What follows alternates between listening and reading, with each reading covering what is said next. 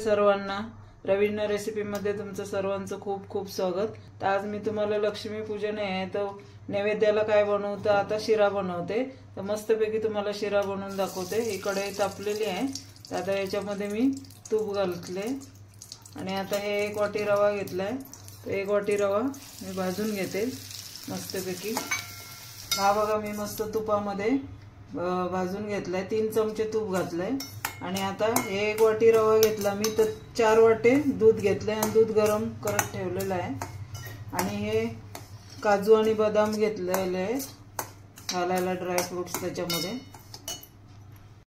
ते बघा मी दूध अर्धा लिटर गरम करून घेतलेलं आहे तर हे आता मी घालून घेते याच्यामध्ये।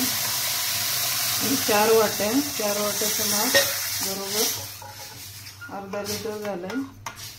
हे बघा हे 4 वाटे घेतले आणि याच्यामध्ये आता हे घालून घेते काजू बदाम आणि वेलची पावडर पण घालून घेते।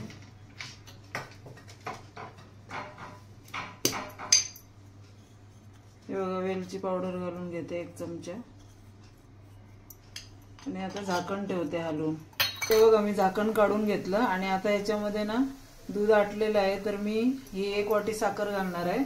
तुम्हाला कमी गोड पाहिजे असेल तर तुम्ही कमी घालू शकता। आता मी चांगलं हलवून घेणार आहे आणि परत याच्यावर बारीक गॅस करून झाकण ठेवणार आहे। ते बघा आपला सुटसुटीत शिरा तयार झालाय। साखर नंतर घातली ती सर्व विरघळून गेली आणि अशाने शिरा चांगला लागतो आणि चांगला बनतो। हे बघा सुटसुटीत शिरा तयार झालाय।